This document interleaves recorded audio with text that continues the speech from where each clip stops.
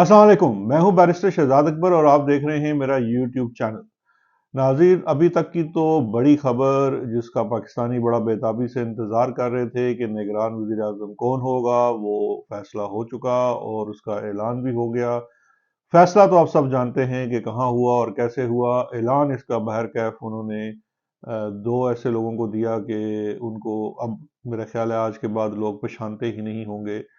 जी बिल्कुल, आपने सही पहचाना। जो वज़ीर आज़म, साबिक़ वज़ीर आज़म शहबाज शरीफ और राजा रियाज़, उन्होंने ये नाम ऐलान किया। सेनेटर अनवारुल हक काकड़, जिनका ताल्लुक बाफ पार्टी से भी है और बलूचिस्तान से हैं, उन्हें जो पाकिस्तान का शायद 8वां निगरान वज़ीर आज़म नामज़द कर दिया गया है। अभी इस बात को तकरीबन 24 घंटे गुजर चुके हैं। अभी मज़ीद इंफॉर्मेशन आना बाकी है कि कौन लोग काबीना का हिस्सा होंगे।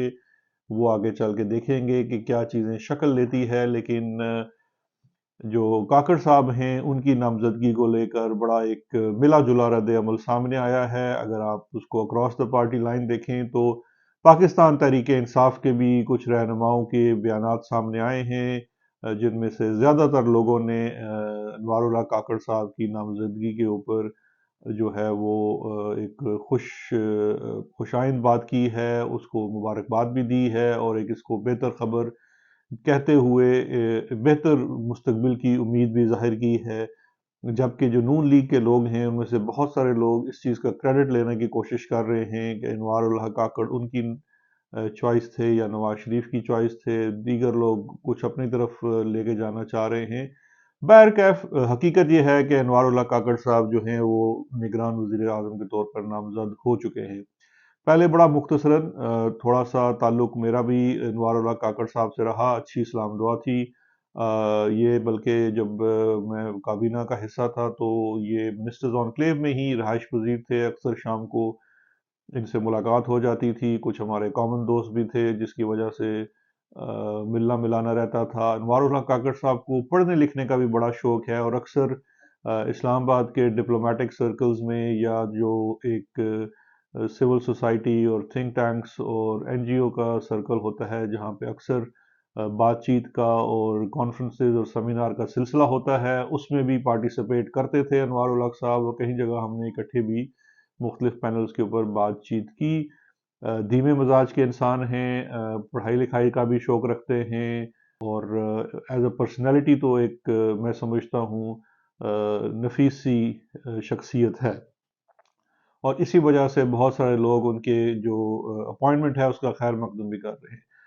अब आगे चलते हैं। दो चीज़ें बड़ी अहम हैं कि पहली ये बात है कि ये किसकी चॉइस है अनवारुल हक साहब। देखिए, इसमें तो कोई राय नहीं है कि अनवारुल हक साहब की जो चॉइस है एज अ शख्सियत तो हम सब एग्री करते हैं, बड़े अच्छे आदमी हैं। आगे प्रॉब्लम ये आता है और हम उनसे उम्मीद भी करते हैं कि वो अपनी अच्छाई को बरकरार रखेंगे। अब आगे चलते हैं उस कुर्सी की जानिब जिसके ऊपर उनको बुराजमान किया गया है। वो कुर्सी है वजारत उज़्मा की और वो निगरान वज़ीर आज़म की कुर्सी है। और आजकल के हालात के अंदर इस कुर्सी की जो अहमियत है वो इसलिए ज़्यादा है कि अब पाकिस्तान बगैर किसी शक व शुबे के एक हाइब्रिड रजीम के तहत चल रहा है। हाइब्रिड रजीम नाजरीन उसको कहा जाता है जहाँ पे बज़ाहिर तो एक निज़ाम हुकूमत होता है लेकिन उसके पसे पर्दा एक दूसरा निज़ाम हुकूमत भी चल रहा होता है और दो निज़ाम मिल के, जिसमें ज़रूरी नहीं है कि ताकत का जो पलड़ा है वो बराबर हो, लेकिन वो किसी सूरत में वो साथ चल रहा होता है और निज़ाम की गाड़ी चल रही होती है। पाकिस्तान में भी काफ़ी अरसे से आप देख रहे हैं कि जमहूरी या इलेक्टेड लोग हैं लेकिन उनके पीछे जो इस्टेब्लिशमेंट है वो बड़ा अहम किरदार अदा करती है।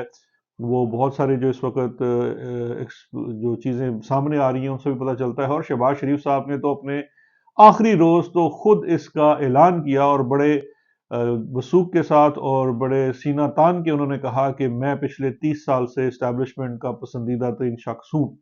तो इसलिए कोई अब शक रह नहीं जाता। तो लिहाजा अब अगर निगरान वज़ीर आज़म जो वैसे ही लैक करता है, उसके अंदर ये कमी होती है कि वो डायरेक्टली इलेक्टेड नहीं है और एक ख़ास काम के लिए आया है, उसके लिए बड़ा मुश्किल हो जाता है कि वो किसी तरीके से कुछ ज़्यादा अपने आप को असर्ट कर सके। तो जो हाइब्रिड निज़ाम है उसमें जो ताकत का तवाज़ुन है वो नामज़द वज़ीर आज़म के पास तो बहुत ही कम होगा।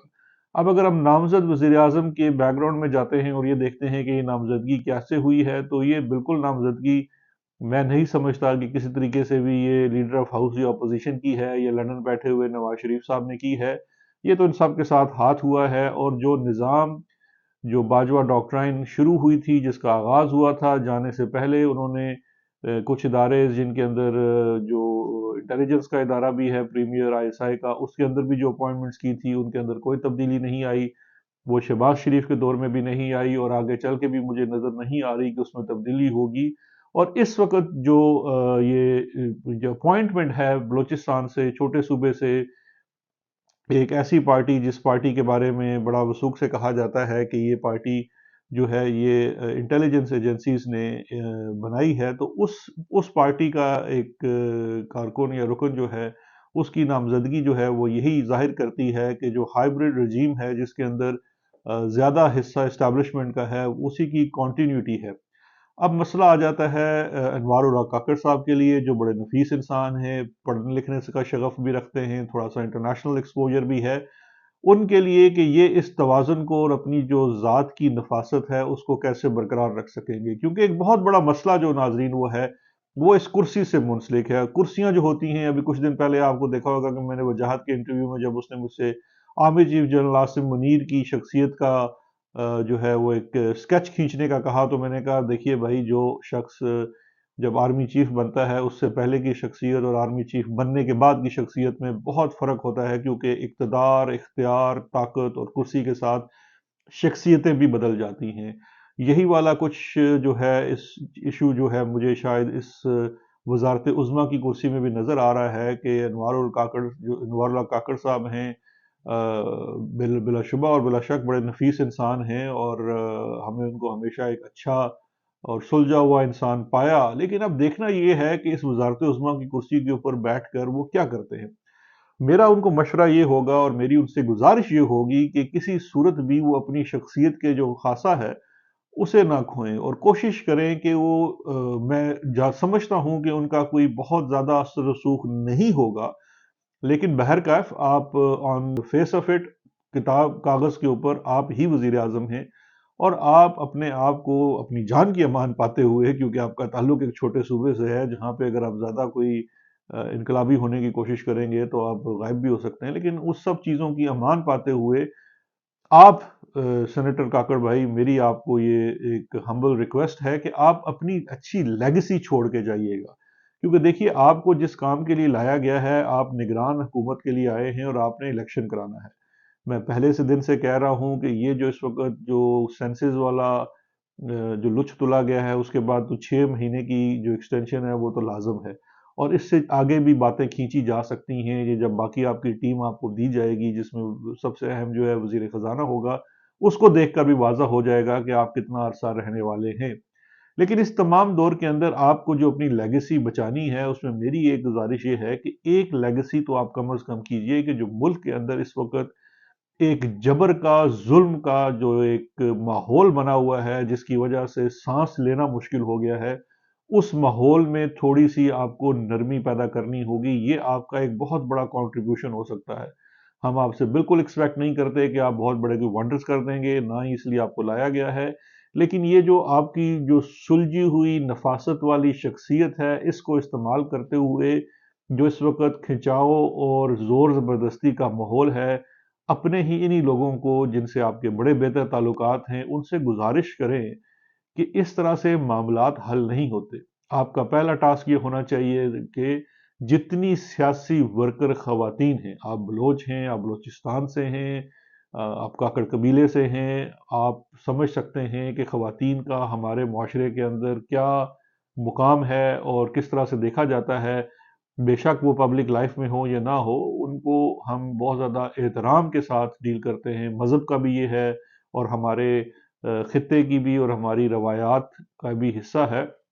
تو اس وقت جتنی خواتین اسپیشلی جو ورکرز ہیں، سیاسی ورکرز ہیں، جس میں زیادہ تر تعداد میں سمجھتا ہوں اس وقت بیشتر جو ہیں پاکستان مسلم لیگ سے ہیں، لیکن اس سے علاوہ پی ٹی آئی سے ہیں، مسلم لیگ پتہ نہیں کیسے میرے منہ سے نکل گیا، پاکستان تحریک انصاف سے ہیں، جو جیلوں میں بند ہیں، وہ जिन के ऊपर जबर हो रहा है और तैयारियां हैं कि उनके ऊपर मिलिट्री ट्रायल के कोर्ट्स चलाए जाए, केसेस चलाए जाए, उनकी रिहाई के ऊपर आप काम करें। उनको उनको फौरी तौर पर रिहा करवाने का आप किसी तरीके से भी कोई इसका हुक्म जारी करें, खुद करें या कहीं और से करवाएं। ये आपकी बहुत बड़ी कंट्रीब्यूशन होगी। इसके साथ साथ जो जबरी गुमशुदगियां हैं सियासी वर्कर्स की, वैसे तो आपकी जो एक सेनेट की तकरीर है उसको लेके भी बहुत ज़्यादा आपके ऊपर क्रिटिसिज्म हो रहा है। चलें, वो किसी और वक्त की बात थी, किसी और अपॉइंटमेंट का तकाजा था।